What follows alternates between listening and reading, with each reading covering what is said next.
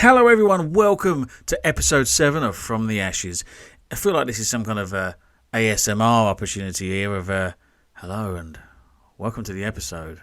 I hope you're feeling relaxed. Please give me all of your money.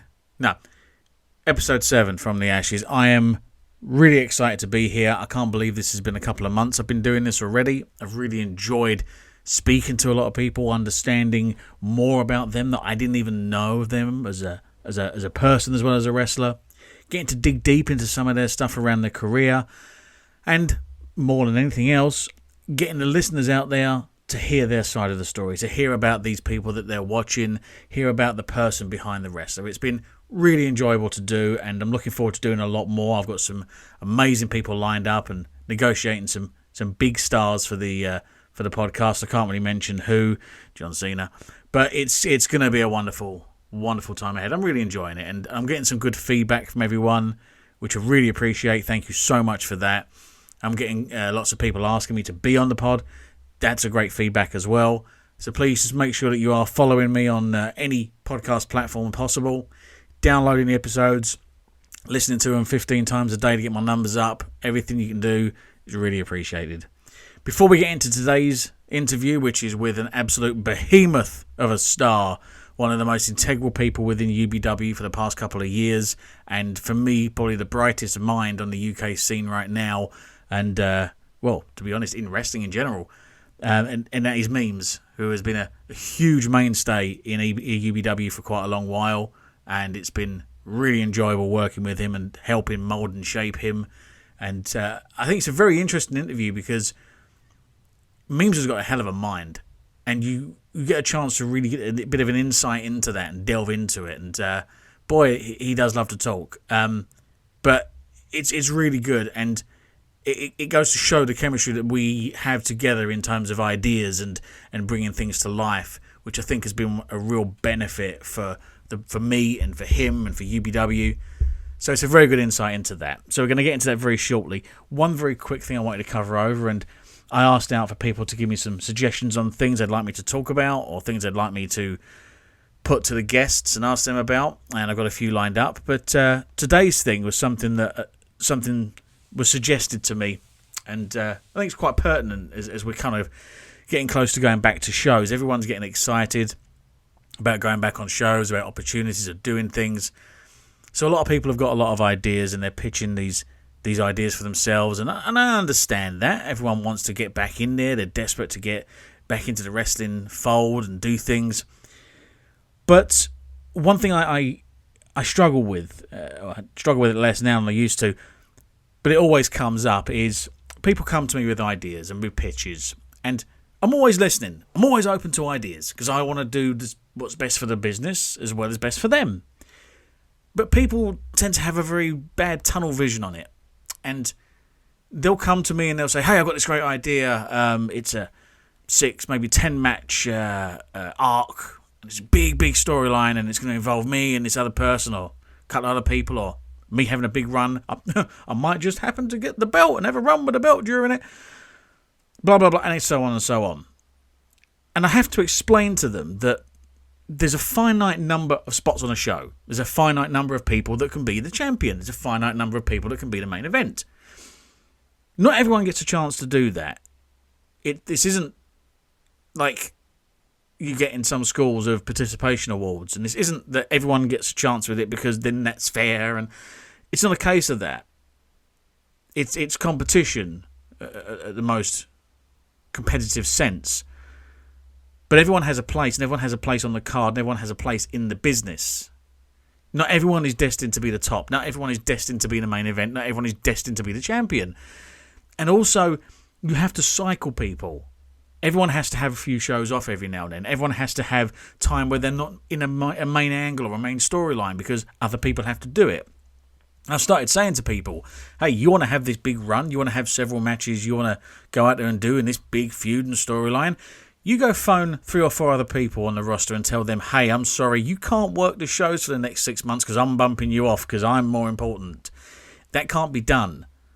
And it's a difficult situation, but everyone has to understand that they're a cog in the wheel. I don't mind people coming to me saying, Paul, I'm your guy, I'm your girl, I'm your person. Give me the main event, give me that run, give me that shot. Nothing wrong with coming to me and saying that, but you're going to get sometimes knocked back, because if two people come to me and say, I'm really great, I'm the person, put me in the main event, well, then I've got a problem. If three people come to me and say that, I've got an even bigger problem. Someone's always going to have to suffer. And we do our shows based on storylines and angles and arcs. So when they're going on, people are going to sometimes have to sit back and wait. And you are going to have to sometimes just be filling spots on a show.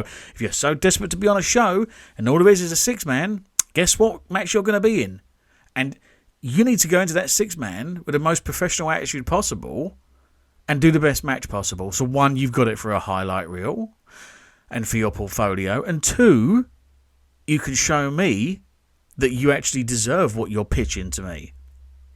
So going forward, I'm going to have to be a lot harder on things. And I already have started being. And it sounds harsh, but it's going to have to be a case of you get what you get, and that's that. You'll get an opportunity if the opportunity arises. Look, Spike was treading water in UBW for probably 3 years. And it wasn't from any lack of faith in him or for any kind of reason other than it's not your time, baby. There was always plans to do more with Spike, but it had to work its way round. Paddy, Tommy Kyle had periods where they were just filling the card and keeping them in people's psyche, but it had to wait and come round to them having something to do. Everything has to go in cycles, and it's just something that people need to really get their head around. You know, we live in a very, what's the word? Privileged time, that you've got everything on tap. You can get everything you want. And there's a mindset that everyone deserves everything and deserves this and that kind of stuff. Not everyone deserves it. Not everyone is owed it. Not everyone should have it. I'm very fair. I'll give everyone a chance where possible. And I'll give anyone an opportunity to prove me right or wrong of my faith in them or not faith in them, or to prove themselves right or wrong in what they're pitching. Everyone will get that opportunity, but sometimes it has to come over time. And at the end of the day, people say they want to be in the business for the rest of their life. They want to do 20 years in this. They want to be doing this when they're 50. Well, if you have nothing but main events non-stop, that's going to burn out pretty quick. People never think about the long game. So it's just something for everyone to start getting their mind around. Stuff takes time. And just because I may not come to you and say, oh, I've got this plan, I want to make you the champion, I want to have you in a main event for the next 2 years and you're going to get to work everybody, we're going to get all these imports in. Just because I don't do that doesn't mean I don't have faith in you. Doesn't mean I don't want to do something with you. It takes time. And I will give more opportunity to those who sit back, wait their time, do as they're required, do their job, and be a good employee. So, something just to bear in mind. Anyway, that aside, let's get on with today's interview. So we've got memes lined up. This is a great insight into him, great insight to behind the curtain in UBW, and we talk about his ideas, his creativity, how he's helped take UBW to the next level over the last couple of years. I hope you enjoy it. I really enjoyed having this conversation, and I think there'll definitely be a part 2 down the line. So sit back, enjoy the podcast.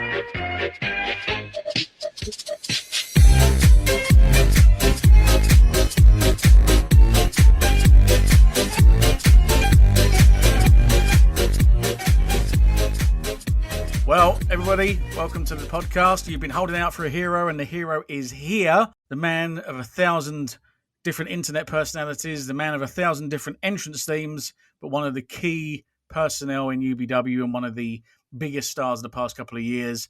Welcome, Memes. Just one entrance theme a year. I change it every year at WrestleMania. But yeah, hi. Yeah, to be fair, you haven't gone through that many. It seems like you've gone through a lot, because as soon as I get used to one, you're like, I've got this new one in mind. Oh, okay. You know, as soon as I get into one, I'm like, Paul, I really need to dress up as Kane today. Can we change the theme for this specific entrance? Yeah, I've got a stage suit. Would you mind if I come out to Don't Want to Miss a Thing? That's usually why it changes, to fit the narrative rather than I need a new entrance theme. Yeah, that's fair. I'll give you that, and it's always for a good purpose. But it is sometimes a nightmare because I'll go searching through my themes for something I'm doing, trying to do like a promo video or something, and I'll search memes MP3, and I'm getting like 15 results. Oh god, which one of them is it? But yeah, it's all part of fun. So we got a lot to cover on this, and whereas everybody else, we've got their wrestling journey and their start and their time so far in wrestling. With yours, it's going to be a bit more extended than that because you're more than just a professional wrestler. You had a level of internet fame and notoriety and personality before you even stepped in the ring. So, before we get onto your journey in wrestling yourself, let's talk about wrestling memes, the internet entity in itself. How did that come about? What did you do to start that off? And what was your kind of vision with it? Or was it just a bit of fun? I was bored. So, so at uni, I had built up probably a following of like maybe 800 people just with a mate because we had started playing a game called the Booker T drinking game before we would go out. So we'd made a Booker T drinking game page, and it got about 800 followers. We're like, huh, that's funny. And we just posted stupid Booker T jokes there like a couple of times a week. And then post uni, I was kind of I was like just posting quite a few jokes on there. And I'm like, maybe I should just kind of do general stuff. And memes weren't really a thing at the time. So I was like, I wonder if there's a wrestling memes page. There wasn't. There was not a single wrestling memes page on Facebook. So I was like, okay, I can do this. So I started the page and like just started posting a few jokes and stuff. Used the Booker T page to kind of just send a couple of people over there. And I think because I had no competition and because I was creating my own jokes rather than Googling wrestling memes and picking the Google image like memes, it picked up steam incredibly quickly. So then it just built and built and built. And then obviously once you've started getting some success, more wrestling meme pages that appear, then memes became a bit more mainstream and started like this is how they are today. But I think the reason it kind of took off the way it did was because no one else was doing it at the time. Yeah, and it's interesting as well because one of your most prolific and one of my favorite wrestling memes of all time was actually one of yours, and I didn't even know it was yours until long after I'd met you, and I suddenly put two and two together, and that was the Matt Hardy Thomas the Tank Engine mashup, and that broke me. I watched that on loop for days. I thought it was hilarious. Well, that was the start of me getting deleted on stage by Matt Hardy in front of about 500 people in London. Was it? Yeah, so well, it was to bring everyone back to the origin story. It was when the Hardys had kind of just started doing all this cinematic stuff that is on every show in history now. But it was just the Hardys doing it at the time, and Matt Hardy was playing piano. And obviously, my immediate thought was, I can change what he's playing on the piano. And so it was probably about 10 or 15 different things of him playing various piano renditions of songs as Jeff Hardy would walk in. And one of them, my favorite one, in fact, was the Thomas the Tank Engine one. And then all the Matt Hardy stuff basically led to Kenny from Inside the Ropes dropped me a message that says, hey, would you like to do something with Matt Hardy? And I was like, yeah. And it was basically kind of like we planned it a little bit in advance. Like I met Matt before, and I met his wife Rebby, and obviously the also who had already debuted wrestler Maxwell Hardy, who was about 1.5 years old at the time. He'd beaten Rockstar Spud in a match, I believe. And it was a very strange day because I spent about 2 hours looking after Maxwell, just sitting back with him, and while Matt and Rebby were kind of getting ready for the show and being like, "Oh, you're a famous baby. This is weird. Why am I looking after a famous baby?" And that was really weird. And then Matt comes in, and we kind of had a bit of a discussion about what we do. Him and Rebby have both said, "Oh, we've seen all the stuff you're doing, and we find it like really funny. It's great. We really enjoy it." And I'm like, "That's really good to hear because I'm always terrified that wrestlers actually hate what I'm doing." And then we It basically, Kenny's on stage talking to Matt, and he's like, "Oh yeah, we've got someone in the audience." And I remember my tongue went dry because at this point, I think I'd only no, this might have been a couple of weeks. No, in fact, this was a couple of weeks before I started training. So I hadn't really, I'd done a bit of TV stuff and things like that, but nothing in front of an audience really.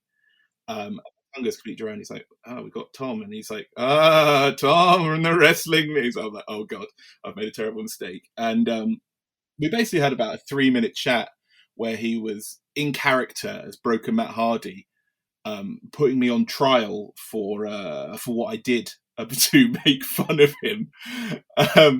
And he decided, I think the final judgment was that he would delete me in the back because I'd actually been very polite and courteous, and everything I'd done was in good humour. So I was officially deleted by Matt Hardy, but backstage. If I had been wrestling, though, guarantee 100%, if I'd been wrestling at that point, I would have become Brother Mimo and completely changed my character. But sadly, you were about 9 months off me having a debut, I think. My God, that would have been amazing. That's cool though, because a lot of wrestlers, they get into the business, they have a good run, they don't get a chance to really rub shoulders with the big stars. But you managed to rub shoulders with one of the big stars before you even start, and also be your babysitter. Oh, it's crazy, like the amount of doors that wrestling memes open. Like I have appeared on podcasts for Fox News. I've worked for JBL as a writer, which is actually my day job as well. I've appeared at a wrestling convention with Matthew and Curtis Chapman, and spent an hour talking about the dark side of the internet, or the dark side of the internet, the funny side of the internet. Like I appeared on Challenge TV for Wrestle Talk TV like multiple times. It's like, and I'm like, why is this happening? I just make jokes. And eventually, that obviously led to me becoming a wrestler, which is, again, something I never thought would happen. And now I just can't stop.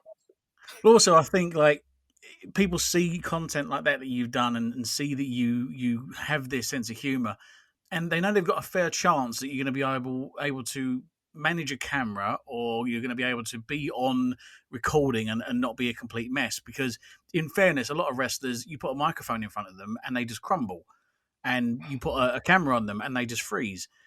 It's not necessarily the best environment for people that are shrinking violets, but when you've got someone that you can see that they're very clearly confident, or they can produce themselves, I think they probably see that and go, yeah, he's perfect, let's get him on. So that probably gives you a lot of open doors as well for that, and also your stuff's funny and they can work with it. So it's incredible what that kind of, how that kickstarted everything off for you. Well, do you know, it kind of like that. Well, you were mentioning about, you get a wrestler who appears on the camera and they're like, "I am coming to this venue, so you'd better watch out," and that's their promo.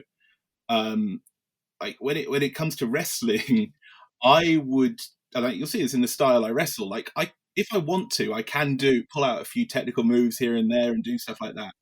But I find character wrestling so much more engaging than a guy who can do 72 flips. Like, it's not that I don't like that. Like, there are some, like, if you look at, like, I think one of the best wrestlers in the world right now is Phoenix in AEW, and his style is completely doing hundreds and hundreds of flips.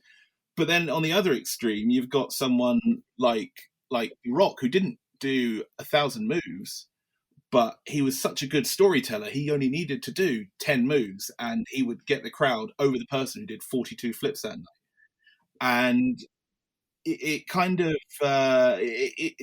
it's that's what I kind of take when I do wrestling. Like I am always like, well, you'll know this, Paul, but when we like when there are people coming to UBW and like I see someone at another show, it's always, "Paul, I found a really good guy who wrestles as a plumber. You should really book him for UBW." Or well, one perfect example is, "Paul, I found a guy who wrestles as Shakespeare," which is Adam Rout, is fantastic. Yep.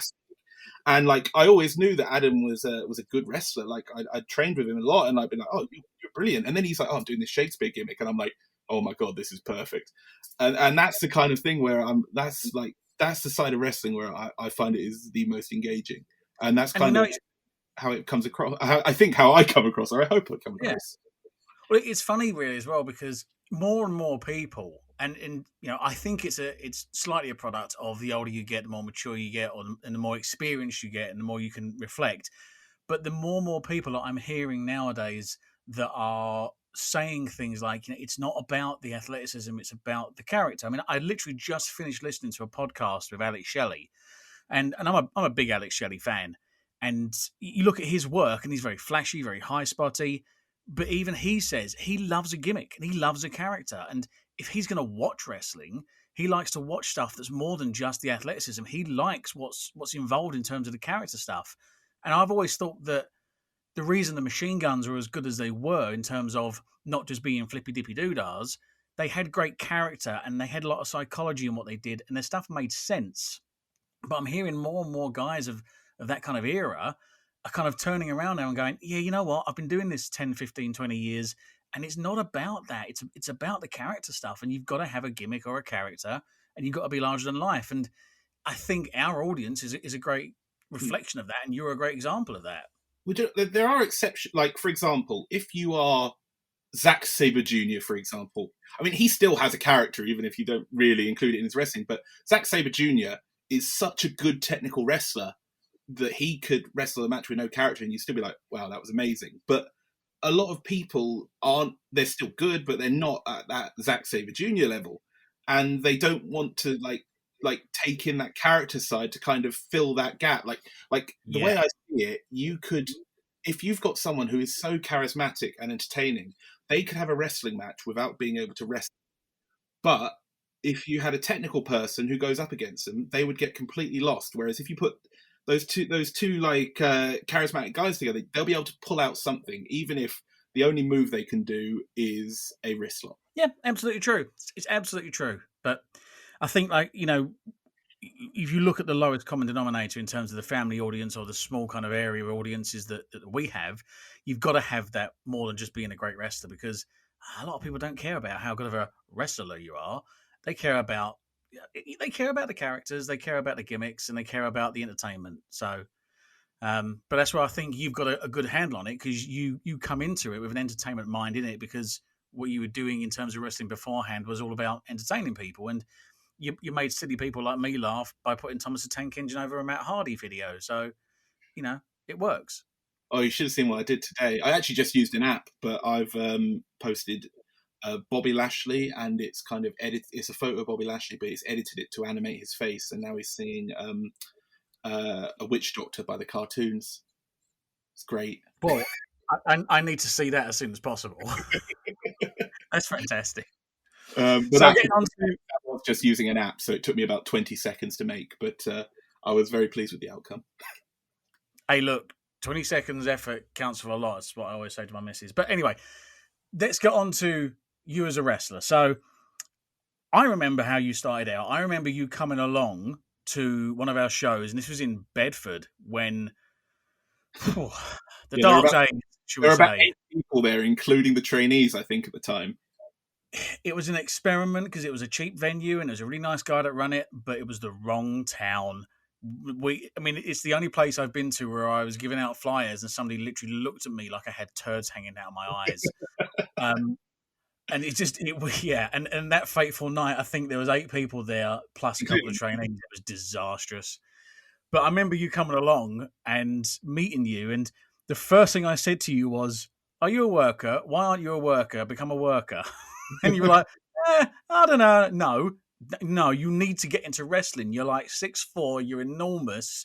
You've got, you have a head that's 3 sizes larger than the average human being, but it worked for Andre. But I just looked at you and I was like, no, you need to be in this, because you look, your physicality, and you've got the love for it, and you've got the mind for it. And I remember having to slowly convince you over time, but I think when you saw it, you know what did it in the end? It was because the reason that I ended up coming into the UBW fold anyway was just I'd happened to meet some of the one of the wrestlers, and then that was all brought in. They were like, "Oh, come meet the other wrestlers," and I was like, "Oh, I've suddenly got a load of wrestler friends I've never seen." And then I'd been to in terms of, I've been watching indie wrestling, but in terms of indie wrestling, it'd been the high end, I guess, so to speak, of Progress and Rev Pro and stuff like that, where I've been going to their big shows. but I'd never really been to much. I think I'd been to a premiere promotion show because I had to drop off about 1,000 Silvervision DVDs for Wrestle Talk. It was things like that, but I'd never really seen the lower area of wrestling. Not even lower. That's not the right word, but the like not targeted at the super indie fans wrestling, I guess is the way Yeah, to put it. yeah. I'd become friends with the likes of Paddy O'Connor, Tommy Kyle, etc., who all live locally. And we were at New Year's, I want to say, or maybe it wasn't New Year's, but we were having a night somewhere, and I was quite drunk. And basically, I got drunk. They said, "Come to wrestling training," and I said, "Yes." And then the next day, I woke up and went, "Oh no, I said I'd go to wrestling training." So we went to now. Yeah, we went to the gym in the MMA gym in Hitchin, and basically I was like, "Oh, the bump's, I'm not going to enjoy the bump. I'm going to hate it, and then I'm going to stop immediately." I took a bump and went, "Oh, I'm okay. All right, next one," and basically stopped from there. Yeah, it's funny because I was talking to, I think it was CJ about this, and how Roddy Piper in his book into the Pit, or From the Pit, I think it's called. He talks about wrestling being a disease, and it's like an addiction. Once you get into it, you can't stop. And I knew that as soon as you tried it, it would be make or break. You'd either go, "Oh, I don't know about this physicality side of things," or you'd go, "Actually, you know what? It's not too bad because I'm a big guy, and I think I can do this." And I was so happy that after your first session, dripping with sweat, you were like, "No, I loved it. I'm going to do this again." Because I looked and I went, "Yes, okay, having you in the wrestling business is going to be good for the wrestling business, and having you with us is going to be great for us because you're ticking those boxes of you've got the size, you've got the look, you've got the presence, and you've got the mind for it." And it was an exciting time. And then we we introduced you the way that we introduced so many people against the major.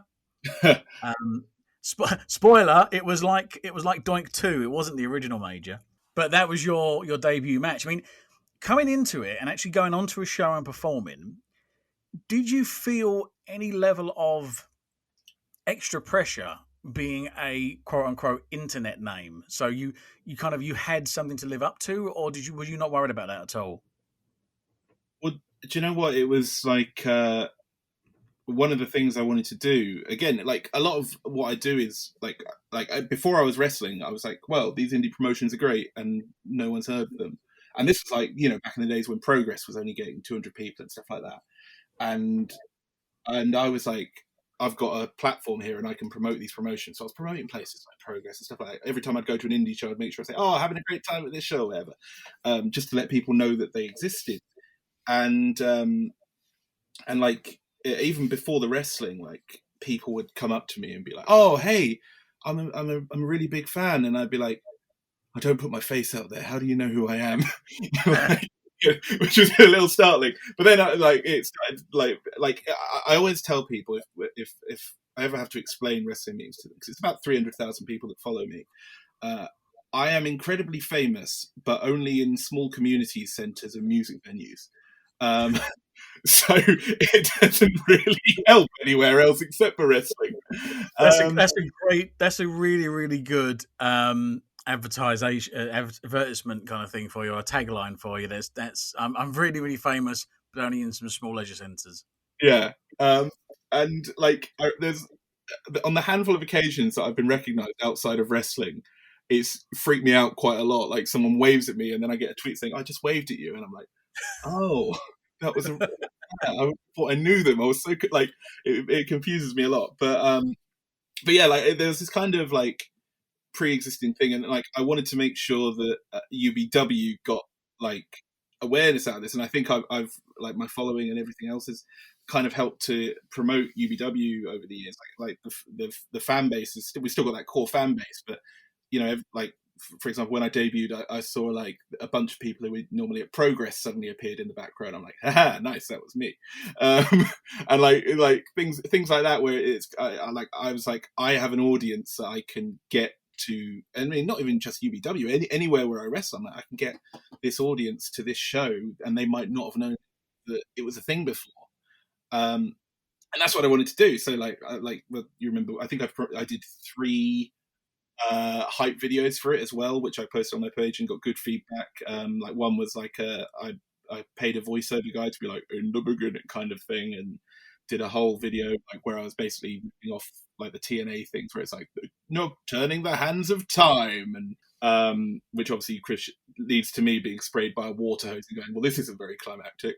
And like lots of like self-deprecating humor is kind of usually what my promos involve. But yeah, so it got to that point, and I've got the match, and I'm wrestling the major, and I was perfectly fine until again, same with Matt Hardy actually. About a second before my music hit, my tongue just all the moisture left my mouth, and I was like, "Oh no, we're in trouble." And then I just felt all the adrenaline rise up. My music hit. I went through the curtain, tripped up the stairs. I caught myself though, so it was fine. I didn't shockmaster out. But if you watch that debut, you just see me just do a slight stumble because it was like, I don't know if you remember how the stage used to be, but it was a curtain and then it was 2 small steps. So you went through the curtain and then immediately had to go up. So I just caught my foot on the bottom of that. I didn't know what to do for my entrance. So I had so much adrenaline. I think I started lip syncing to my own theme. I quickly got in the ring, did a pose, and was like now I watch it back and I'm like, wow, I'm not taking any time there. I'm just rushing.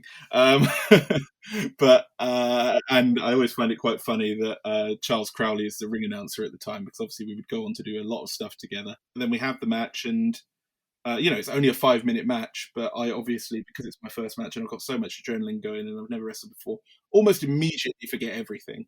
And but like when you watch it back, you don't like. It's not noticeable I've forgotten everything. The major covered it up quite well, I think. And then we got to the finish and it was all fine. There was a point where I completely no-sold I think he'd been working on my leg.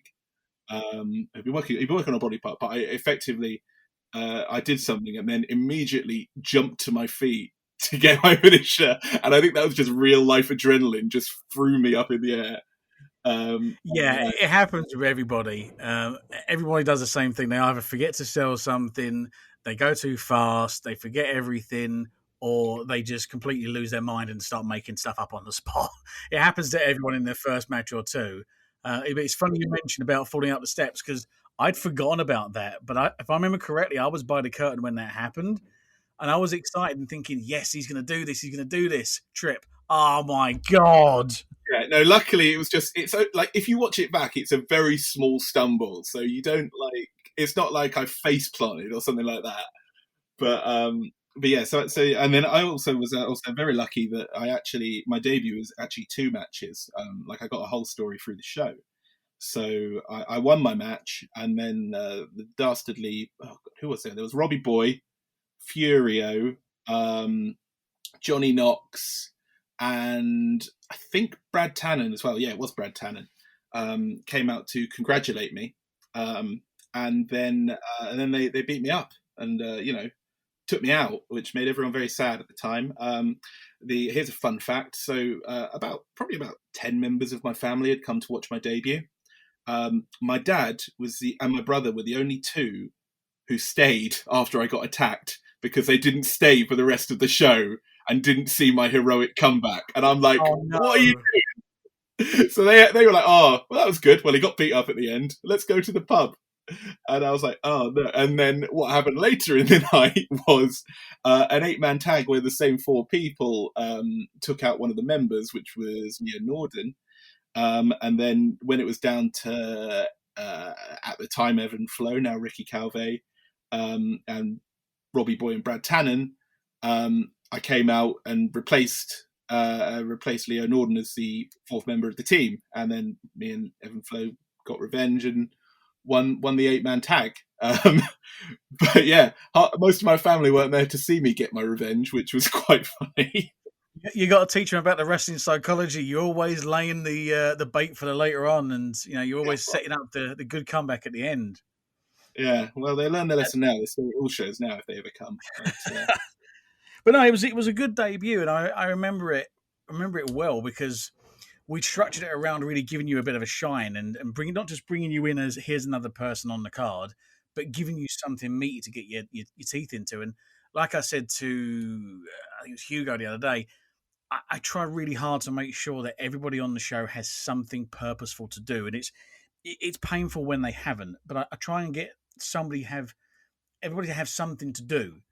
But at the same time, when you've got people that have got character or they've got charisma or they've got something going on, you've got to give them something worthwhile. And I knew full well that you'd be able to carry doing that angle, and then hopefully set up stuff for the future. And they liked you straight away, and a lot of that is the fact that you come out and they look at you and they go, "Oh, he actually looks like he's a real danger to somebody because of the size of him." But you've got that affable personality where you're like a cross between. I've always said that you're like a cross between the Hulk and Bear in the Big Blue House.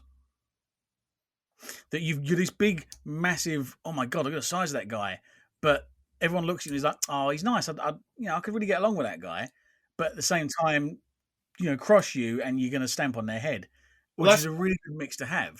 Yeah, that's kind of how my matches usually go. Like I like to start it out fun, and then it's usually that when they cross me, that's when I stop doing silly moves and stuff, and playing with the crowd, and then I'll start throwing them. Usually, that's when it'll go up that level of intensity.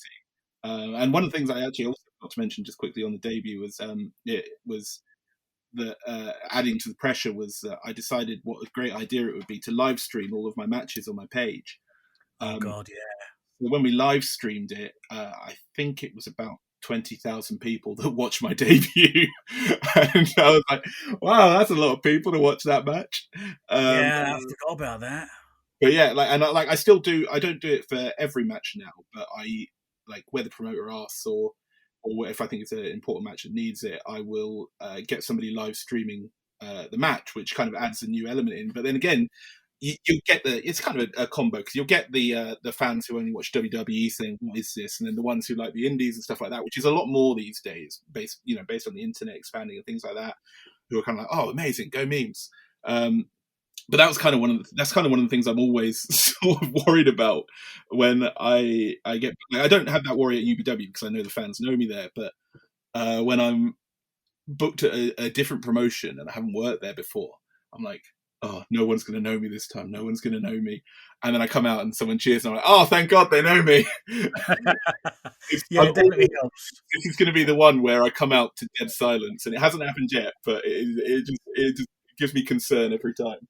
Yeah, it's always the worst feeling. But no, I don't think you're going to have that problem because, you can't walk out there and people not at least look at you and go, oh, look, he's a big lad. You're always going to turn heads or grab people's attention. So you've got that going. But one thing I was going to mention is one thing I think that's really helped and why we've always got along so well working together is your kind of vision of what funny is and your kind of vision of what good viral content is not all the time, but most of the time aligns with what's kind of in my mind. And pretty much every idea you've come up with, I've gone, yeah, that's great, that's fantastic. Because you've got that same kind of a little bit of slapstick, a little bit of pratfalls, self-deprecating kind of humor. And it's been so much fun to do. And I honestly think that content-wise, everything we've done in UBW has gone up immensely since that point because before you were there, I would be begging people, do viral media, do a promo, do a skit, just film stuff. And you couldn't get anyone to do it. But then you come in and you're doing it a lot and it's reaping itself back for you because you're getting this good spot on the show. You're getting over with the fans. A lot of people kind of looked at that and went, oh, maybe I should actually be doing that. But we could then start getting people involved in doing these skits and all the stuff we've done with the Infinity title and stuff, and the you going to the States looking for Crowley, all those kind of things. They've been hilariously good. And to be honest, and this is not blowing my own trumpet and blowing your trumpet as such, but that's the kind of stuff you could put on a main platform and it would get over. Well, that's exactly what like when I create this content, I'm obviously creating it for UBW, but I'm like in my mind, I'm also creating this for an audience who has no idea like UBW, what British wrestling is, let alone UBW. And like I'm like I've got to get them to enjoy this, so then they can enjoy further down the rabbit hole into into places like UBW, Sacrifice, like that. And that's kind of the mindset I have when I'm creating this stuff, and just to peel the curtain back here a bit with UBW, like I have been offering my like services for like editing stuff and things like that, like for well, basically since I started, I've like Yep. because obviously that's one of my strong points is being able to edit, like outside of wrestling. I mean, is being able to edit stuff, and like my daily job is as a journalist, so I do a lot of editing, I do a lot of writing, I do things like that. Um, like I go to people, I'm like, if you like have an idea for a promo or you want to film something, let me know, and I can like put this together, and we can make it amazing. And like that was kind of like we were kind of hitting a real stride just before COVID of like the floor is lava. I messaged everybody who was in the floor is lava match and said, send me a promo. If you send me a promo, I will edit it, I'll put music on it, I will put your match footage on there, I'll make it look amazing, we'll super hype this up. And like most of them did, and like our like feedback for that was incredible, and like it looked so professional and it looked great, and they all looked great as a result. And it's one of the things that I really enjoy doing as well. Like I've actually here's a cheap plug, I've just launched a video editing service for all of wrestling now called Mimo Video, because I've been making so many of these videos for UBW that have been getting really good feedback, like hype videos and feud videos and promo bits and things like that. And I'm looking at other promotions that are very good shows, but their production is just not great, to be honest. And I'm like, I can fill a gap here and do this for you if you let me. And that's I think that's one of the things that's helped. Like obviously the wrestling primarily and the storytelling has helped UBW grow significantly over the last few years. But I think upping that production without, I guess, upping the costs of UBW have made a huge difference. Like the amount of times that I think I'm sure you'd say the same thing, where people think we're this like big budget company and we're actually kind of working as a group with our individual skills. Like certain wrestlers have certain skills and they can do certain things. Like outside of wrestling, like mine, for example, is video editing. That you can put together this really professional package. That's really, it's a community effort, I guess is the way to put it. I was discussing this with CJ on the pod when we were talking about this and how I've tried really hard to reflect the ECW approach that they did with that. Like back in the days of ECW running, a lot of the roster did different stuff to make it work. So, the Dudley Boys would get T-shirts printed, and Tommy Dreamer would get all the posters done, and then one of the other guys would be doing local promotions and stuff, and one of the other guys would be booking the venues, and it was all of them pulling together that made ECW work. And ECW lived show to show. They pretty much whatever show they did funded the next one. They were never ever in pocket, and we've got to a point where we are getting by good now compared to how we were, but we've by no means got tons of money sitting in the bank, and we do live pretty much show to show, but it's everyone pulling together. So like you say, your video editing capabilities, Paddy's graphic design capabilities. Yeah, Paddy is the best graphic designer in wrestling. I think his work is incredible. Absolutely, and I recorded just yesterday with Paddy, and I was saying to him that this needs, when we start back up, this needs to be a kind of a turning point for him, because he needs to start getting a little bit of an ego about himself, and he needs to start having a bit more, value in himself, because he's got so much he can bring to it, not just as a talent, but with all that skill set as well.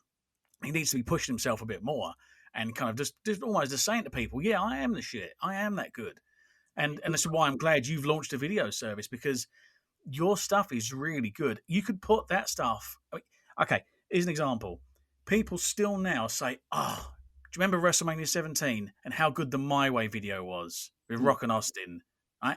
That 20 years on is still in people's minds as, "Oh, do you know what?" And nobody comes close to video editing like the WWE. But people remember promo packages and people remember build-ups as much as they do the matches sometimes. It's essential stuff. And the more viral media, I mean, put it this way, I've recently discovered Danhausen. I've only seen one of his matches, and it wasn't anything special. But I'm obsessed with finding out more about Danhausen because his viral media stuff and everything he's doing as a brand is intriguing. And I'm like, I need to see more of this. Matt Hardy got himself over by doing the viral media more and more and more. And it can take somebody from being just a person on the cards to being a star. People need to start investing in it. And your stuff's so good. I mean, how many times have I told you something is your Mona Lisa? About once a week. Well, at least once a week. Yeah, it's just very true. Every But time I get told it's Mona Lisa. yeah, this is your Mona Lisa. But you have, because every time you do it, you come out with something even better and even better and even better. The one that you released last week for the UBW is coming back one. I had people messaging me afterwards going, "Wow, that was perfect." One of my friends who's been around the business a long while, he said a lot of places have put a lot of stuff out to say we're coming back. That is head and shoulders above the rest, and it is. Well, do you know what? Like the thing is, like when I was doing like because I messaged you about it quite a while before, like, oh, I'm going to make this like return hype package kind of thing, and because there's so many promotions that have just basically been like, and it's not a negative thing, but their promotion has been like, we're coming back, and then they've just re-announced their roster effectively. And then I'm always thinking like, well, that's great, but how can we do it differently? And nobody had done any sort of package like this, and I was like, this will be perfect. And like to add on to this, like what I'm starting to do now after I've made that is I will be getting people from the roster to basically say, oh, we're coming back in 2021, but they'll get a short like MV of their highlight reel, and it'll be like, you know, big and impressive, and it's creating content when like we know we're coming back in 2020. Well, we hope we're coming back in 2021, but we don't know when, where, why, how. We don't know any of that yet because like you can't really put a date on things yet. I know a few promotions have, but in my opinion, it's still a bit early. But you can say, oh, remember this guy, rather than go, here's a graphic of this guy. Here's what this guy has been doing. This is what his story was leading up to what he did. Like it's just like adding that level and creating something that will engage the audience on an extra level. And it takes more time to do than a quick graphic, but I think the payoff over time is significantly higher. Like we did a bunch of promo stuff for UBW's last show, which was WrestleMania 3, and again I actually had a huge amount of help on that from Nick the Sacrifice ref, the well-dressed ref, in fact he's called, and he was during the Floor is Lava show. He was backstage with a camera, filming interviews with everybody after their matches. So then we put that all out as interviews, and they were well edited as well. Like we had good cameras, different angles, things like that. So again, it looked like high production value, even though we were kind of doing it on a low budget. But then I took all those videos and then added them into the WrestleMania highlight package, and then got a voiceover guy to do that as well. And like we put lots and lots of interviews and hype stuff out for WrestleMania, and it was we were quite like, because you'd come to me and like WrestleMania, I guess, is the show where I get to shout, like dictate it a bit, I guess is probably the way, because it was taken from an event that I've been doing online before I'd been a wrestler. I'd had WrestleMania every year, which was a meme contest, and like about 1 million people a year were like looking at that, and I was like, oh, I'd love to do this as an event one day, and you went, okay, let's do it. And then it's suddenly become UBW's biggest show of the year every year. So we always talk about that show before we do it and go, well, what's the best card we can put together for an audience, because that whole show is live streamed as well, for an audience that will be watching online and who will be in attendance. And we did all this hype and stuff for WrestleMania 3, and we were kind of uncertain because you'd come to me and said, oh, well, we've got two options. We've got a venue that we use regularly, but it's smaller, and this is our big show, but we'd have to do it in a month. In retrospect, it was great that we managed to move it forward, because it would never have happened because of COVID. But then you're like, the alternative is, we've got this new venue in Stotfold. We've never had a show there, but it can fit 300 people. And we were like, all right, let's take the Stotfold risk. And I think we sold out, which was very pleasant. So yeah, it's kind of like, again, it's all about like branding and promoting and theming, and like I very much enjoy that side of the business as much as I enjoy the wrestling side. Like I have been uh, talking for quite some time, and I've hinted it a couple of times, but I 100% will eventually be doing my own show, which will probably heavily rely. I mean, I've spoken to you about this as well. It'll probably heavily rely on like the core UBW roster with some like extra spicy names thrown in, but that will be kind of like the absolutely crazy memes vision where everyone has everyone is kind of has crazy characters and all this insane stuff is happening, and like someone does an open challenge and like a guy in a gorilla suit answers or something like that. That was just off the top of my head, but that's the kind of thing I like. I would really, really like to do a completely off the wall kind of show one day. I think the closest we've got with UBW is when we do our Christmas Rumble and everyone's in costume. Imagine that. It's an entire show. So, for the people that are listening, if you ever wondered what it's like watching a wrestling show while on acid, this is what it's going to be. I mean, yeah, it's really good how organic WrestleMania has gone, because it started out as a one-off idea, and then it picked up, and it allowed us to do the same format of a wrestling year. So from the finish of WrestleMania through to the next WrestleMania is story year, and you're telling a story through that whole time, and you're building up a character, you're building up a feud, and everything leads to that point. And then people get to that point, they know that Floor is Lava is the setup for WrestleMania, and WrestleMania is here we go. And it's either the end of a feud, the start of a feud, the change of a character. It all kind of comes to that climax there. And we've built that in for a few years now, and people have started to believe in it, and people understand it. And the fact that we went to Stockfold, which was a new town, and not everyone from Biggleswade was travelling there, and we not only filled it, but we filled it to the brim, to the point that we were concerned. Well, there actually were standing people only. We had to let people in and say you had to stand by the back wall. Sorry, you got nothing else. And to do that on a first time at a venue is incredible. It's a dream kind of situation. But the way that WrestleMania has gone, and it's become that melting pot of ideas, it's been great to have that thus far. And you have got such a mind for it, and such a creative mind, and you know yourself, because you've worked with me so closely. I've had burnout before, so because I do so much in terms of the promotion, the postering, the designing, the speaking to the roster, organising everything. It burns me out if I'm not careful. But having your ideas helps immensely. Well, that's what I was going to say. Like when I started at UBW, the consensus was Paul has to basically do everything, and we need to take this weight off his shoulders. But not everyone wanted to do that, obviously. But it kind of like when we got Greg in helping with sound, and then Paddy started helping out on graphics, and I started doing the editing of stuff, and then that gives more time to focus on like being creative and looking at new things, and we got Hugo Bloom as well, who's like managing kind of the business side of things, and now he's done an amazing job with Square One, which has meant we've been able to when we're allowed at least keep training through a year where otherwise I probably would have got no exercise. But it's kind of like everyone's kind of helping out, and then what I really enjoy, like when you get that, because I've seen that when you're at that I'm burnt out point. We either usually throw you a surprise party called Pool Day, or which we have done a couple of times in the past, Yeah.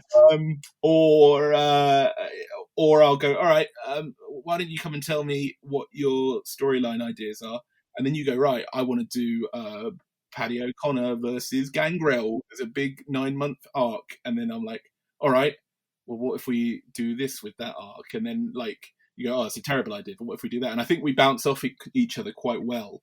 Like, Definitely creative lead, but I can throw my stupid ideas in there. Like the amount of times I've just messaged you and gone, Paul, I've had this idea for this thing, and then you go, oh, yes. That's the thing. People underestimate this. Like, I'll get messages at like 2 a.m, or random parts of the day, or when I'm in the middle of something else, and it'll be this wacky, insane idea from you, and I'll have to sit there and kind of digest it a bit and think about it, and then go, no, that is real. That message did actually happen. Can we do this? And I mean, I'm now sitting and thinking, wonder how much Gangrel charges. And It's Gangrel. I'm wrestling him. I'm putting that out there. I did Gangrel. but I'm thinking of an idea of like, Paddy's a big conspiracy theorist. He doesn't think the moon exists. He thinks about flat Earth. He doesn't think that satellites are real, but vampires are. Vampires are, and there's Gangrel as the proof. There you go. But the thing is, yeah, we do bounce off each other because we have got similar vision and we have got similar ideas. And sometimes it takes both of us working on an idea to kind of pull on the left a little bit, then pull on the right a little bit, and then eventually meet in the middle. And a lot of times you'll have a great idea and I'll have to kind of sanitize it a bit. Or sometimes I'll have a framework and I won't have any idea how to put it together. And you'll come in with that idea. But one thing I was thinking just now, I was going to say that when, say, back in the old days, so like up to say 2018, the thing that I used to struggle with the most about doing everything was the fact that I had to manage everything and I had to micromanage everything because I couldn't rely on other people to do stuff. WrestleMania was a great example, and Lava as well, sorry. It was a great example of how that's gone out the window now. And I don't have to worry. I don't have to micromanage people because during that show, I was wandering around doing bits and pieces, but all the backstage interviews were handled because you and Nick were doing that. Didn't have to worry about it. Sound desk, Greg's on that. Don't have to worry about it. Sorting out the business side of it, Hugo's got that. Don't have to worry about it. There was something else that was going on. There was some skits that were being filmed. I think Sydney was managing that. Don't have to worry about it. So everyone's doing these other bits for us and pulling together, and it takes the pressure off of me. So I can now be looking at the stuff I need to be looking at. I can be checking that everyone's work is good, or analysing what people are doing with their matches and giving them feedback. It's horrendous when people say to me, "Oh, how did my match go?" And I'm like, I couldn't see it. I was too busy running around backstage. But you know, like particularly with Flores Lava and Mimia, because I end up usually having more of an input into those in general. I suddenly find myself running around a bit like a headless chicken. I'm like, I can see how Paul did all this. But there's yeah, it's trying to help take that weight off. While obviously you need the time for yourself as well for your match and things. But dividing the work up just makes a huge difference. It does enormously, but also I think it's very helpful for you because you have got such a creative mind. I think even though as stressful as it can be, and this is coming from my perspective, as stressful as it can be, the chance to have that creativity, you get the payback from it. The chance for you to have that creativity and see your ideas come to life, that kind of surpasses the stress of it all. And I think it's great for you because it's the creative outlet for you. And people don't probably realize the amount of input you have into things like Lava and Mimia and the structure of things. But you've hit the nail every time. You've pulled off stuff great every time that you've done it because you've got the mind for it. And well, again, Lava was we could, it was I guess it's technically my innovation because I created it off a meme, and then I was like, Paul, let's do this as a match, and it's a rumble, but it's got branding on it because I'd made a meme where for the Royal Rumble, but it just said as a meme this was that just said the floor is made of lava in Rumble font, and then I was like, why isn't this a match, Paul? And it's effectively the same as a rumble, but in this instance, if any part of you touches the lava, you burn to a crisp and die. So it is our take on a rumble, but it's to the point where now people get excited for Flores Lava, and I get to make these cool, stupid packages where I'm using lava stock footage from the film Volcano, things. But yeah, it's just like branding, and then you can have a lot of fun with it, and it's still a fun match, but it ends up with a serious consequence. And you were saying again, with the stresses that you have to endure, and when you come up with an idea and things fall through and stuff.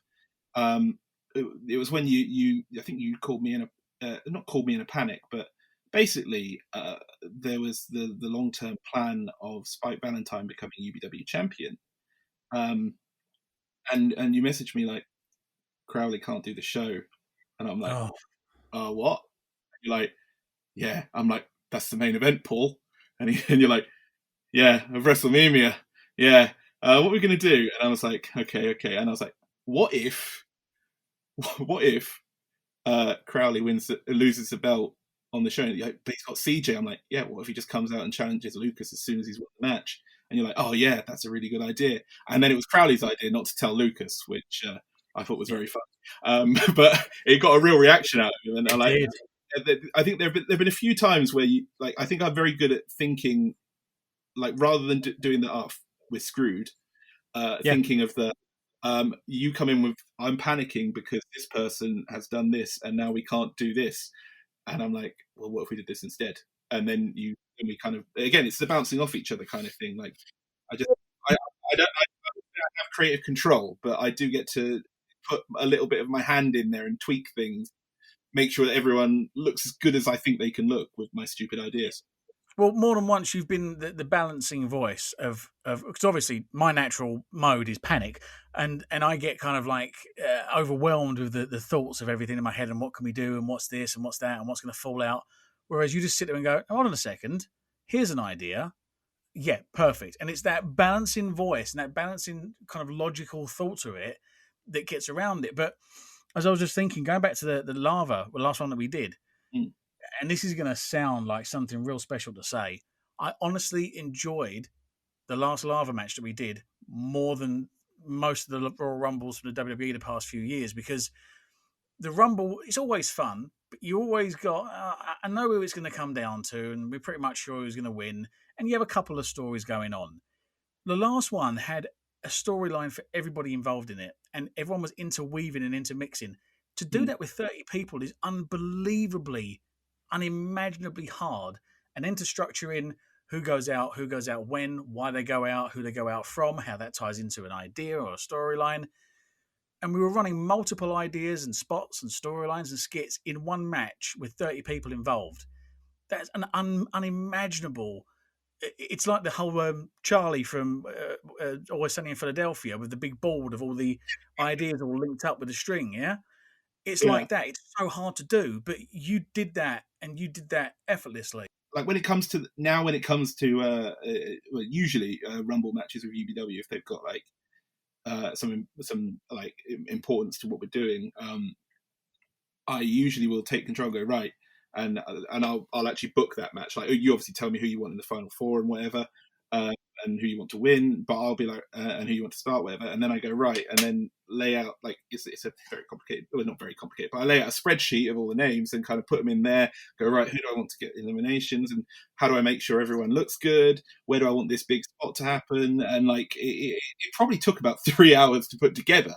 But then, and then also in that match, I was number 2, and I was in there till pretty close to the end. And most of the time, I was kind of like sitting there, just directing traffic from the corner, like, okay, everyone get up now, everyone go down. And it worked quite well. It's funny because I was just saying to Paddy yesterday as well. Everyone every year comes to me and says, "I want to be the Iron Man this year. I want to be the guy that's in from one till the end, and I want to be the one that runs the gauntlet, and I want to prove myself." And I say to the same people every single year, "No, no, baby, that's not your job. That's not your time, baby." Yeah, but now you tell them, "Oh, Memes is booking the Rumble," so they ask me, and I'm like, "Well, that's one part. Yeah, that is one part. I do fob them off onto you, but also I remember saying to somebody like, "Oh, why can't I open it?" Well, no, Memes is going to be in there most of it. Why is Memes in there most of it? Because he's going to tell everyone what to do because he knows what's going on. Do you know the structure of the Rumble? Well, no. Then shut up. And then, but that's the thing. While you're in there, you can give that direction and give that kind of thing, and the stories then tell themselves. Yeah, and like I think also like I think you probably do get that counter thing where everyone's like, "Oh, Memes has put himself over by being in the Rumble." So I made sure Paddy was in it longer than me, by the way. But Memes put himself over by being in there so long, and he's giving himself good. And I'm like, well, I'm not really giving myself good stories. Paul is telling me what he wants me to do, and then I'm going, well, this is the story, which I think not just in UBW, but I think in general in British wrestling, whenever I get told what my match is or what my like general angle is, I always go, oh, well, can I do this or can I do that? So I'm not just having a match and I'm doing something. Like it's a way so that they'll remember you, and B, a way that the fans will like engage with you and become your fan, I guess. And like I feel like people do pitch things in wrestling, but like I feel like I don't know, they just say, oh, you've got this 6-way match. Okay, great, thanks. And then that's all they want to do. Yeah. Where I would when I'm talking to a promoter, usually I go, well, I'm happy to do a one-off if you'd like me to do a one-off, but if you bring me in for 2 or 3 shows, we can actually tell a story here, and like that's what I like doing, and that's like when I'm helping out with these like UBW ideas. I'm like I came the reason that I started helping you with these things. I was like, me and Crowley had this amazing feud, which in my mind is probably the best feud in the history of UBW. Like, it got the most fan reaction, everything. It was like, getting reactions online. It turned Crowley into super heel. Like, it all went perfectly. And because of that, I was like, Paul, me and Crowley have had this amazing storyline because I've been coming to you every show and going, well, can we do this to keep this tied in, or can I appear there, or can I just chase him off at the end, or whatever? But nobody else, well, nearly nobody else, is also doing that. Like, they're getting their matches, and they're having a match where they disagree or whatever, but they're not really doing much storytelling show to show. So when we were working out WrestleMania and Flores Lava, obviously because they're back-to-back shows, I was like, right, let's make sure that everything from Flores Lava ties into WrestleMania. And if you look at the Flores Lava show followed by WrestleMania, every show on the WrestleMania card had a reason to be on the WrestleMania card, which is exactly what I wanted. I didn't want like a random throwaway match that would have been good, but like with the added layer of storytelling, that's why the fans will want to come back who went to the previous show, and that's what I want everyone to do, and I want everyone to pitch, and like that's why when you say, oh, we're going to do this thing with Smashing Mike where he tries to find the lost treasure of El Dorado, I'm like, right, well, if we're going to find the lost treasure of El Dorado, we need a treasure hunter. How about I don't know, like those kind of things. I'm just taking notes about Mike's next storyline idea. That's what it's going to be. Oh, he could have a feud with Francis Drake over the lost treasure, I think. Exactly. Yeah. He's Mike. You're going on a treasure hunt, mate. You're going to be Indiana Jones. No, but, I mean, the thing with that is like I welcome input from people. I always welcome input, and I want everyone to have input and give me ideas. But there's only 2 times that I'll push back on that. As if one, it's not for a purpose, and it's just, hey, I've got a great idea as to how I can become champion. I've got a great idea as how I can be the main event for the next 10 shows. It's like, no, because you're just thinking about you. Think about the wider picture of things. And and if their inputs are just as simply as, well, I've got this idea where I'm going to be 2 feet, and then I'm going to wear one black boot and one white boot. Why is that? Well, because it's different. That's when I'll say go away. But apart from that, I am the chess master. yeah, I can be both ends of the chessboard. That's my gimmick. No, but I mean, I'm always welcome to inputs. But I've shot down some of your ideas before. I'm welcoming any kind of input as long as it's in the wider scheme. What? I said, then I'll tell you you're wrong and don't torture you for a week, but that's not true. But that's a separate thing. But yeah. But your inputs are always for the wider scheme. They're always either incorporating somebody else's benefit or incorporating the wider benefit. And that's what I'm opening my ears for. But onto the point you were making before about trying to have purpose and storyline into what you're doing with your matches. Do you know the number one thing for killing TV shows and serial episodes of TV shows? What's the villain that? of the week syndrome. Oh, so there's literally a different villain every week, and there's the idea is the hour of the go da da da da. Oh look, here's a villain. Da da da da. We've beaten that villain. Well, catch us next week. Next week, hey, it's another version of that villain, but in blue, and that's what kills a serial TV show. The villain of the week. Blue Cane is coming. Blue Cane. So that's the thing. Like, WandaVision is a great example. WandaVision is a continual storyline over that entire series. Got to the end of it, people are begging for a second season because, well, I've invested in these characters now. I want to see what happens with them. If you don't care about the characters, you won't care about what happens to them, and you won't care about things beyond. And it's essential to have input on that sense. But yeah, like, and then you mentioned actually about along the lines of like in general, most of what I do isn't selfish. Occasionally, I will go, well, I just really want to wrestle this person. Can we do it, please? And you'll say yes or no. But I think, like, in general, I'm probably similar to Paddy in that I'm too giving, maybe, and I need to be selfish sometimes. Like, I guess less so in UBW, because in UBW I kind of found my spot, so to speak. But like, I think when wrestling comes back, I don't want memes becoming stale, so to speak. So I want to change that character up, and I want to add new layers. And I've had lots of ideas. I think I might discuss some of them with you, but I've kind of like I will write down in notes a storyline that will last for 6 months for memes every week in notes, and then forget about it completely.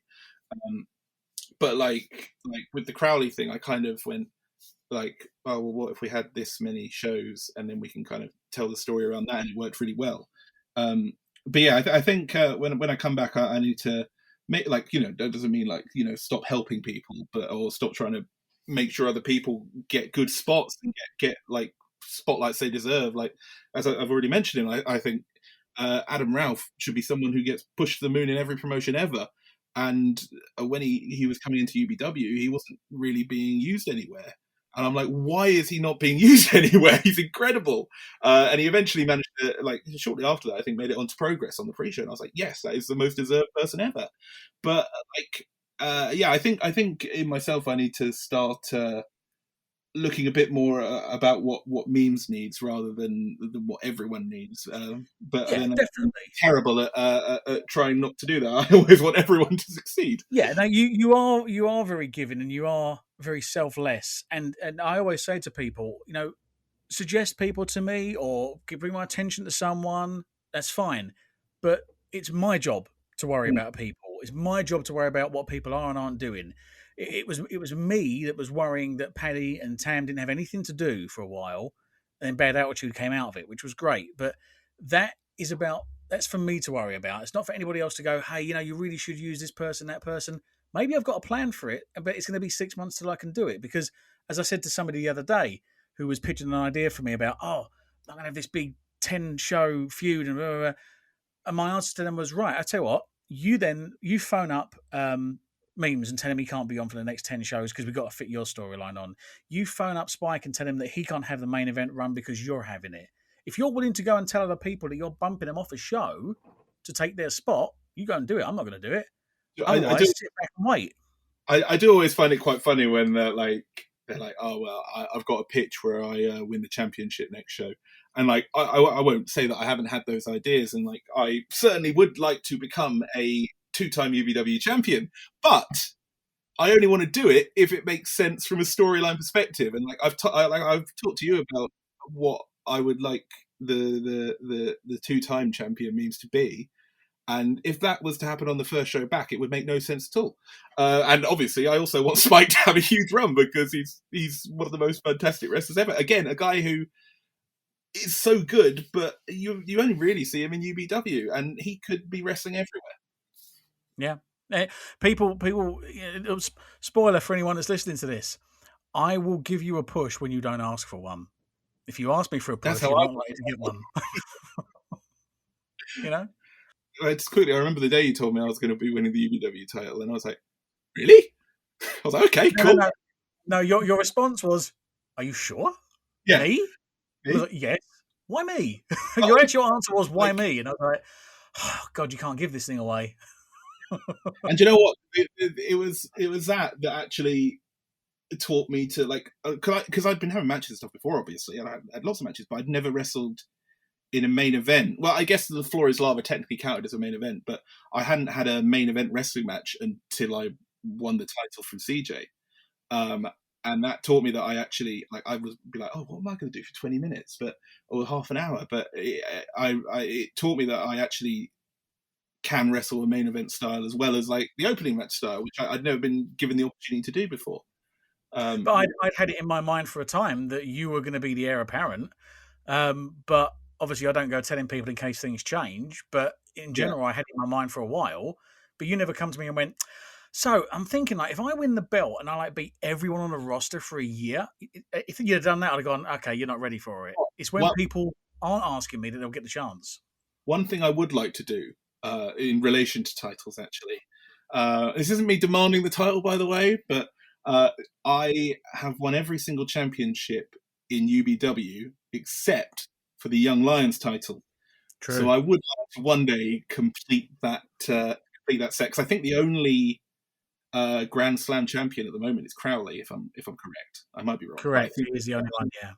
so. I would very much like to eventually get to the number 2 position there and become a Grand Slam champion in UBW. But that's primarily because like at the moment my entire focus on returning to wrestling is about UBW. Like I'm not thinking about anywhere else. Like the only other thing that's coming up in my mind is Sacrifice, but like UBW is my core focus because I'm like I want to come back and I want this to be really good and I want like the fans to love not just me but everything on the show, and I want it to be amazing. And like it's a very exciting time now with just the glimmer of hope that we might be able to do a show in 2021. Yeah, I know that in itself is just the light at the end of the tunnel, just that big hope. But so let's get on to the last few bits because I know we're running away on time. But I want to talk about the Crowley feud because over the last few years, and I mentioned this to Hugo that we kind of had a turning point, and it was the day that we had Tommy Kyle, Brad Tannen, Robbie Boy, and Paddy O'Connor all come in, and it literally just flipped on its head because you had 4 people that came in at the same time that were all standout stars from day one. And they really changed the entire landscape of everything. And then Spike was coming into his own stride. And then you came in at the same time as well. And we really kind of, everything turned around at that point. And Crowley came in not too long afterwards. And everything started kind of bubbling up a bit of a groundswell. Crowley was coming up from one end, you were coming up from another end, and everyone was starting to really rise as stars. And you and Crowley naturally kind of just gravitated towards one another because you fed off of each other in terms of the abilities you both had, and also you both had a similar kind of mindset for creating content, and that brought about the show memes, which was great because we were desperate in need of decent tag teams. But also, we had a commodity there that, my God, we could shop that to the moon and we could get that out there on viral media. And you had 2 naturally funny, creative guys wanting to create creative, funny content. You had an amazing run, both as a tag team and then eventually as singles, as opponents in the feud. And like you mentioned earlier, it was the most emotionally invested feud we've ever had. People cared to the point where when Crowley finally turned on you and caved your head in with the chairs, kayfabe, kids were crying in the audience. Oh, well, we had to bring one kid backstage to show her I wasn't dead. Yes, yeah, that's very true. We had to get one of the kids to make sure that you were actually alive. But oh no, I just got a bit of a headache. I'm a little bit sore, but I'll get him next time. But that connected with people, and the offshoot of that was when Crowley lost the belt. The place went mental. They erupted because they wanted to see him lose so much because they hated him for what he'd done. Yeah, no, it was like the first. We started off the show memes when I think Crowley had been maybe offered a tag team or something, and I was like, we should be tag teaming, and he was like, maybe we should, and I'm like, there's a fair in town on Saturday. Do you want to go and film a promo at it and see what it's like? And that promo that came out, we just did basically completely on the fly. Like it was just us like bouncing off each other. And from there, it just kind of built and like he is by far my favorite person to wrestle. Like I can do stuff with him, and it just like it works. It just meshes. Like he knows my bits, I know his bits. We've got the kind of same sense of humor. So if I suggest a really stupid spot, he's completely up for it. And then we got put into the position where it was me versus Crowley for both of our titles because he was the Young Lions champion at the time, and I was the UBW champion. And that match starts out with us just doing silly bugger stuff. Like we both disappear behind a sheet and come up on the other side of the ring. Like, hey, well, that was my trick. We both pulled up because we did all the magic tricks as a tag team. In fact, I would like to credit myself for telling Crowley he should use balloons because we used them for show memes, so that now it's kind of a staple part of his gimmick. We were having this silly match, and then the level turned up and it got all serious, and then he beats me, and it looks like I'm going to turn on him, and then I put the belt on his shoulder. I'm like, oh, he did really well, and then he spears me and he murders me, and literally, it was like it was silence in a really good way. Like there was just a few seconds where everyone was like, "What the?" And I'm like, "Yeah, I've got," but I'm just there lying on the floor, completely dead for about 15 minutes while he cuts this really good promo on me. And yeah, that match, the first one led was I think so. Well, this is what I say is like the proof, I guess, that me and Crowley work well together. So in that year, we launched the UBW Awards, which were fan voted, and me versus Crowley the first time won Match of the Year. Him turning on me won Moment of the Year, I believe. No, him beating me won the Match of the Year. Me coming from behind a magic sheet after his match with Bobby Tyler won the Moment of the Year, and then we won Feud of the Year as well. And that clearly, I'm like, wow, that's gone really well. It clearly showed that everyone was very engaged in it and very like when we had the TLC match, they were so on board. They were all yelling, they were all screaming. I got to chokeslam Crowley through the announcer table, which I think is the first time an announcer table got destroyed in UBW history. Correct. And oh my God, I hurt myself so much in that match though.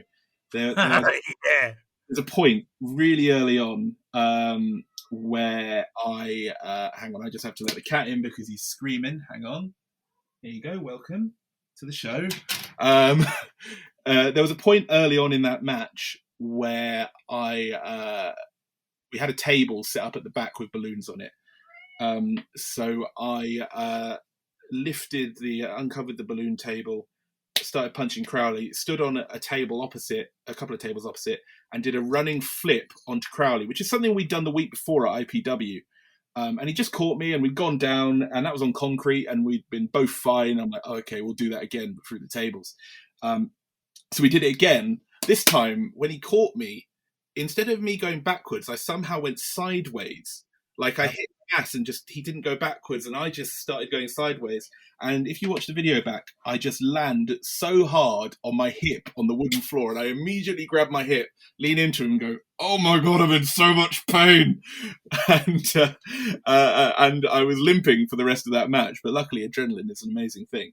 And then that match had. Again, I think we might have got your assistance for that one, because that match had a lot of moving parts in it, because we had multiple run-ins, we had tables, we had chairs, we had ladders. But I think it worked really well in that we got it to a convincing point where there were probably 3 or 4 points in the match where everyone's like, "Oh, Meaves has regained the title. He's going to regain it now." And then another person from Crowley's entourage runs out and does something. And it ends with the 3 minions triple powerbombing me through a table off a ladder, and then Crowley comes and there's a really, really, really good shot of Crowley with the belt holding it up at the top of the ladder, screaming in joy, while I'm completely out through a table directly below him.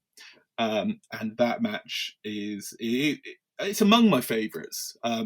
Any of the stuff I really did with Crowley was among my favorites.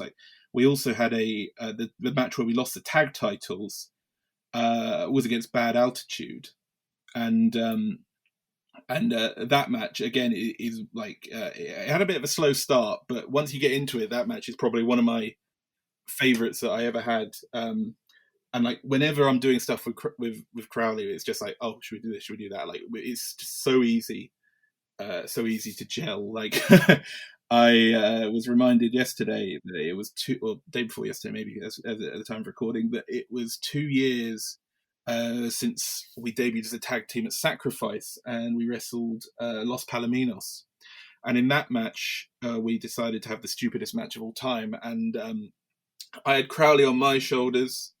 Frankie Vegas was on Tyvee Lee's shoulders, and Frankie and Crowley started doing chain on our shoulders. So we were twisting to go with them while they put on hammerlocks and things. I then push Tyvee off the ropes. He runs back. He stumbles back, and I spin Crowley around for a discus clothesline. He gives him a discus clothesline on the shoulders, and Tyvee gives, or Frankie or Tyvee, whoever was on top, accidentally gives the other one a poison rana. and the crowd absolutely lost their mind because they were not expecting that at the end of that spot.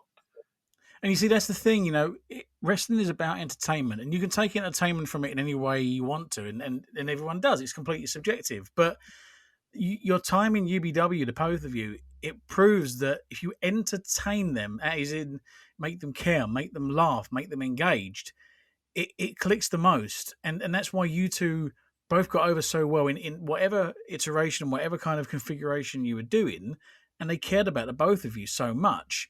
And it was a pleasure to watch the whole thing unfold because we told the story over a long time, which is always a bold thing to do. But that match of you and him in the TLC, I think that was a real kind of turning point for the both of you because it showed everyone that you weren't just a comedy, like ha la laugh laugh lard ha, self-deprecating kind of jokey kind of wrestler. They saw that you could be serious, you could be violent, you could be vicious, and they saw that Crowley could be more than just what's the word? Just kind of a performing monkey. That he could be a vicious, nasty piece of work, and that when the requirements were there, you both turned it up. And I think that was a turning point for the both of you massively in terms of just evolution as characters and wrestlers. Yeah, no, definitely. I think we've almost told the show meme story in UBW, but I don't think it's quite finished as it stands. What I would like to do in the future eventually, obviously, is first to have a rematch with Crowley if he ever makes his way back to UBW. Of course, I think he did quit, or was forced to quit rather when he lost to Spike. And then one day, hopefully, I would like to see some sort of reiterations of show memes again. But I mean, that's a long way down the line. But I think we made enough of an impact as a team where if in 2-3 years we're like, hey, we're going to tag again, that crowd would be like, oh yeah, we like that. And it like I've always kind of had this like one of the things that UBW hasn't done is have a main event for the tag team titles. And that is something I think with the right build and with the right wrestlers is something you could definitely do. And that's something that I've always thought about is maybe like a potential future for show memes in one day in the future or something like that. But like again, we have so many stupid. Oh, this one isn't particularly a stupid idea. I have so many ideas that I just like. I want to do things differently to the way everyone else is doing, and do them in a way that excites the fans. And when I'm doing anything really with Crowley, whether he's my tag team partner, whether he's my enemy, whether we're filming a stupid promo, I just find it so easy to be creative with him, like more so than anyone. Like I will message him like just I've had this idea where I can do this, and just to see what he thinks about it, because he's just so creative and like we're on the same kind of wavelength when it comes to that creativity. I've got the idea for what that next iteration of the show memes are. We go with the aforementioned idea of getting exactly. We get Gangrel in, but here's the twist: we get Gangrel in. We put him in the Spooderman outfit, and you're the new Spood. There's so much potential for so much content and so many funny things you can do with it, and that's what we need to have these days. You need to have more than just here's person A versus person B, and that's what I pride us on doing for UBW, and that's what we've always done. And it's going to be a lot more of it because it's now time for the next generation to start rising up. So the Adam Rouse and the Smashing Mikes and the Ricky Calvays, for them to step up and be the next, moving up to the main event kind of style guys. And it's an exciting time ahead when we can actually restart.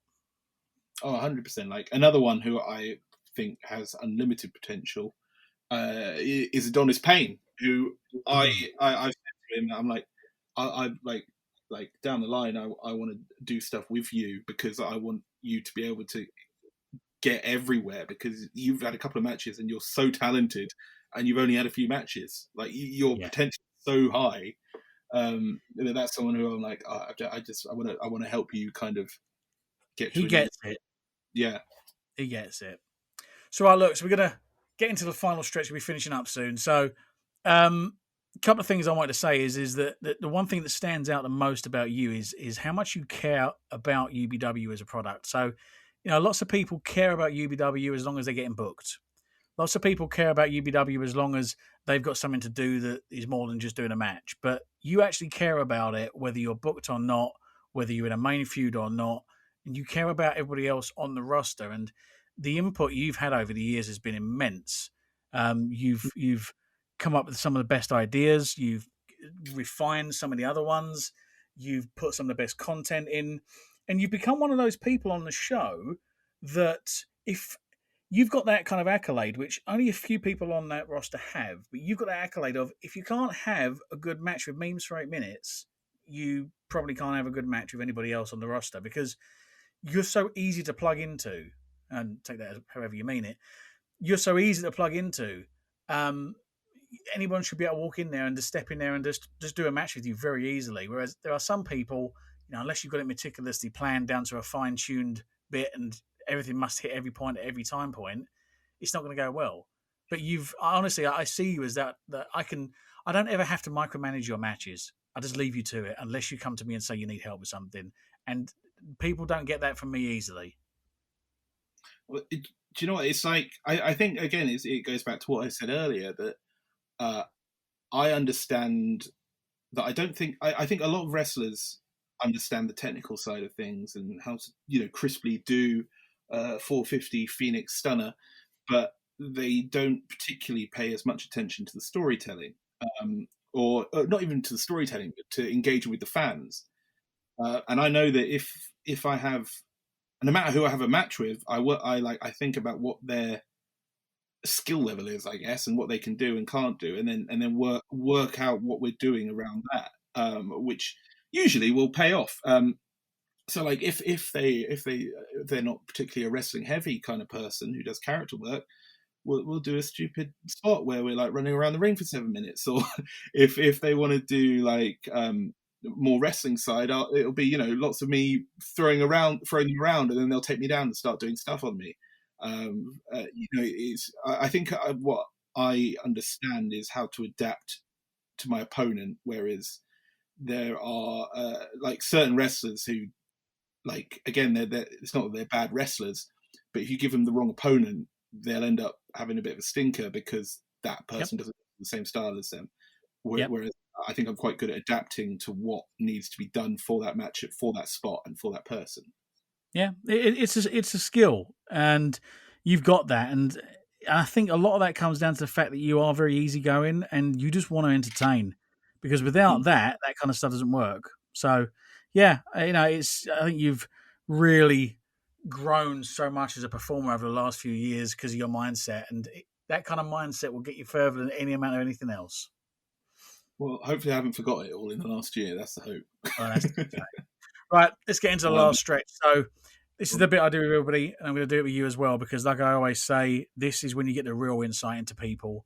You get the real understanding of what they're all about and what kind of makes them tick. Matches. What would you put as the all-time favourite match you've seen and the all-time favourite match that you've been a part of?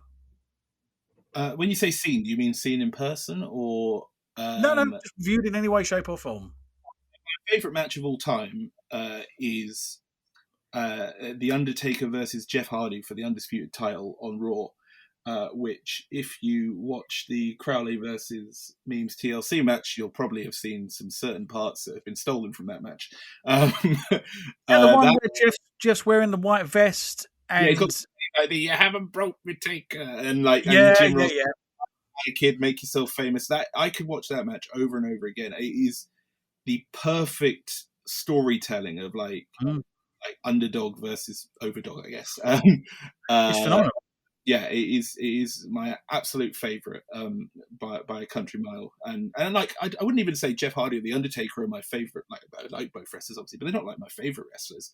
But in that exact moment, I still remember being like, and this is Jeff Hardy at a point when Jeff Hardy was like, he wasn't going to win the WWE title. But I completely believed watching it that he was going to win that belt on that night. It was like, it's one of those things where, I can't remember who told me it, but I was told that the most important thing about wrestling isn't to convince people that it's real. It's to make people forget that it's not. And that match did exactly that. I was completely like on the hook the whole time. Like, come on, Jeff. Even now, if I watch it back, I'm like, well, maybe if I watch it this time, Jeff will win the match. Like Yeah, it's so good. yeah, masterpiece. That's my favorite that I've watched that I've been a part of.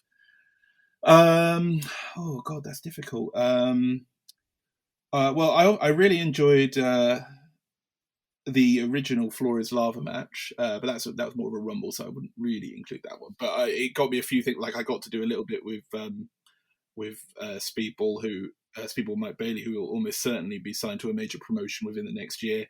Um, and he's a good friend, so I was very happy to be able to do stuff with him. I there's some like people that I've really like. One of the people that I've wanted to work with as a singles person for ages is Johnny Storm, and I got to have a six-way with him at IPW. So I was like, oh, this is a guy I grew up watching on the wrestling channel, and now I'm getting to wrestling. So that was kind of cool. But I think my favorite matches are probably the ones with Crowley. Like just it's just so easy to work with him. The reactions are always great. So I'd probably have to say the one where he turned, the one I send to promoters is the match where Crowley turned on me because that's the one I'm most proud of. And it usually gets good feedback, so that's good. But yeah, that's who I'd say. But like there is, I've got like a list, even just in UBW, I have a list of wrestlers who still haven't had singles matches or who I want to have like more matches with, and like there's so many people that I still haven't been able to work with that I want to work with.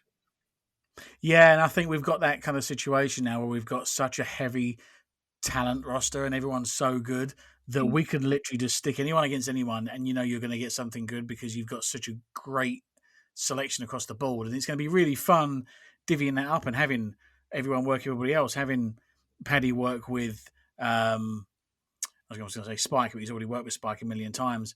But Paddy working with Mike and Tam working with Mike. And And Mike working with Mike. Mike against Mike is going to be what? Uh, Hold on, Mike versus Mike. Winner gets the Treasure of El Dorado. Perfect. Yeah, like I've probably got. I think I've got 4 people on the UBW roster where I'm like, I really like. I mean, I basically want to wrestle everyone on the UBW roster, but there's like 4 specifically where I'm like, oh, I really want to do stuff with them. The first one is Tommy Kyle because the last match I actually had was with Tommy Kyle. And we had a 3 stages of hell match, but due to time constraints, our 3 stages of hell match was about 9 minutes long, I think, which wasn't ideal. We were, expecting, 20, 25 minutes, but we worked with what we had, and like what we put out was by no means terrible. Like it was a decent match, and like in the end, I was like, yeah, no, we did well with what we had. Um, but I have never had a singles match with Tommy apart from that, and I would really like to just like do the complete opposite this time and like have a British rules match with him or something crazy. Yeah. He's kind of one, and then every time I get asked who I want to work, the first name I always put out is Paddy O'Connor because I just can't believe we've never had a singles match. And again, he's like Crowley, where I can, when we've had our bits in matches and we've had like a couple of tags and stuff like that, but never 1 versus 1. He's always so easy to like do stuff with and work with that I know that if we had a singles match or even a feud, that it would be it'd be really good. The third one as well, probably not a huge surprise because I've put him over about 3 times already, is Adam Ralph, who I just think is fantastic. And again, like towards the end of when wrestling and the world stopped, I'd managed to get a couple of. In fact, my second to last match had Adam in it, but that was a 4-way match. I've been in a 7-way with him with UBW at Christmas. But again, I've never had a singles with him, and I think he's another person who I can just work with very easily. And I think we can tell a very good story. And then the last guy is our current Infinity champion, Tim Lee, and that's primarily because I keep thinking of really stupid skits I can do with him, and then it all to lead to a match for the Infinity title, which I think would also be great. But that's kind of like. Those are like my 4, I guess, my fave 4, my Mount Rushmore of who I want to wrestle. Well, hopefully, once this is all over, we can get some regular shows back in and we can start seeing about that. I want to mix everyone up because my dream is for UBW to be a launching pad for everyone. And my dream is the people can go on from UBW and get WWE contracts. It's always plausible, but as much help as it can give to anybody in terms of exposure, in terms of experience, that's all I want from it. So Let's see. Let's get people mixed up and working with each other. Exactly. Right. Final few bits. So, what I do with everybody else as well, and you're fairly old, so you might even know the reference to this. But Desert Island, you get a chance to take with you on a desert island one album or the entire works of one artist if you can't pick an album, one TV show or movie, and one object. And as a caveat, it can't be a living creature and it can't be your phone. Okay. I will take a cruise liner fueled up. For God's sake. And so that's me off the island, easy. And then wait, what have we got? We've got an album. I can never remember any album names. I'll just take the entire works of Muse, I think. Good choice. And then what was it? A TV show? TV show or movie? Or movie. Oh, okay. Can I take Infinity War and Endgame as a single movie? I think that's a good one. No, one or the other. All right. This is Sophie's choice between those two, you know. No, I'll take the mix that went on that ended up going on the internet where someone had rearranged. No, you can't have that. One file, so it's one. It's not an official release, and they edited it so you can watch the entire event saga in order chronologically. I know exactly what it is. It's not an official release. You can't have that. All right, the entire works of Thomas the Tank. No, okay, I'll take Endgame then. I knew you'd come. Okay, Endgame. Fair enough. You think Endgame more than Infinity War? Well, Infinity War, if I'm stuck on a desert island and then my only movie is a film where everyone dies at the end, and spoiler alert, I think it'd probably be quite sad, whereas I'd have hope watching Endgame. Fair point. Well, that leads to the even more important question. Thor arriving in Wakanda or Cap getting the hammer? Which is the more epic scene? Oh, Cap getting the hammer, but with the added sound effects from YouTube of people losing their minds in the cinema. Yeah, that's fair. Okay, fair enough. That's good choices. I think that gives you a more of an insight into people's psychology, and you're the first one to come up with a sensible idea. I'll have a cruise liner, which it's still cheating, but it's still the most sensible answer yet. Yeah. I mean, I was thinking a life raft, but there's it might not do well on the open sea, whereas a cruise liner should do pretty well, I think. Bobby chose her cat. No, I would not take my cat to a desert island. That would not go well. No, exactly. At home. Oh, look, means we've got to finish up. So I'm going to say one last bit. Apart from all this, apart from the wrestling career that you've had so far and all the matches that you've had and everything that we've done, it's been great fun. I want to thank you on a personal level because you've helped keep me sane a lot over the last few years. And UBW has been my child for a long while, and you've helped me keep interested in trying to keep doing it. And you've helped me get my love back for it more than once. And your mind for it and your creativity for it has been immense. You've been an absolute game changer for us, and I think we've only just scratched the surface of what we're going to do going forward. But on a personal level, I'm so grateful because just having you around is an incredible thing, and just having you involved in wrestling is a good thing. I'm so glad that you actually took it up as a hobby because you've got too much of a mind for it, and you're just a pleasure to have around, and it's so much fun. So on a personal level, I'm so grateful that you're in it. And, you know, it's always fun going around your house in the 700-degree heat in there with the heating on, and just spitballing ideas.